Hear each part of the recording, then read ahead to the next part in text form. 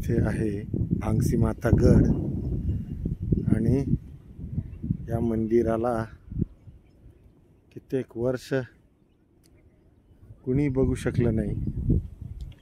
पायथ्याशी जेव्हा मठ झाला, महाराजांचं वास्तव्य वाढलं, आश्रम शाळा निघाली, गुरुकुल पद्धतीने शिक्षण देण्यासाठी महाराजांनी शाळा काढली, मंदिर बांधलं, मठ बांधला, गौशाळा बांधली। त्याआधी या मंदिराचं सुशोभीकरण आणि काम करून घेतलं।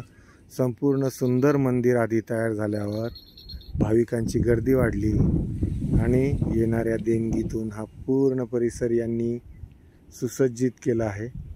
मंदिरापासून त्याचा प्रवेशद्वार ठेवलेला आहे, पार्किंग तिथे केलेली आहे। पार्किंगपासून वरती येण्यासाठी हा मार्ग संपूर्ण कॉन्क्रिटीकरण करून पायऱ्या सुरक्षित वरती यावं यासाठी तयार झालेले आहेत। आणि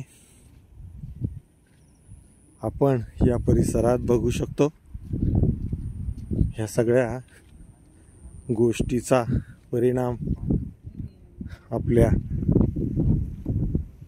सौंदर्यात भर पडण्यासाठी केलेल्या गोष्टी ह्या अनुभवण्यासाठी या गडावर एकदा येणं निश्चित आवश्यक आहे। मेंढपाळ आहेत, डोंगरीचे कळपही इथे आहेत। हे पायथ्याला न लावता आलेली फुले आपण बघू शकतो। याच्यामध्ये किती रंग आहेत निसर्गाने टाकलेले, तपकिरी रंग, लाल रंग। एकाच फांदीला या दोन रंगांच्या फुलांचा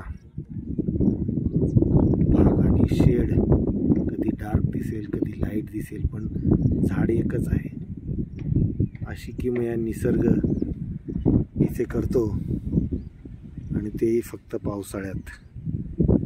त्याच बाजूला काटेरी झाड आहे, पण काटेरी झाडात ही फुलं कदाचित त्याला चिडवत असावीत की तुझ्याकडे असे रंग नाहीत, फक्त काटे आहेत। पण काटेवालाही म्हणतो माझ्याकडे निवडुंग आहेत, त्याच्यासारखा गोडवा तुमच्यामध्ये नाही।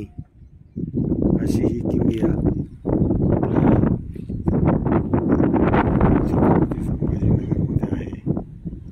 ते छोटंसं गाव असल्यासारखं मंदिर, पुढे असं पाण्याचा साठा असलेलं तळ आणि इकडे ही कॉन्क्रीटची जंगल।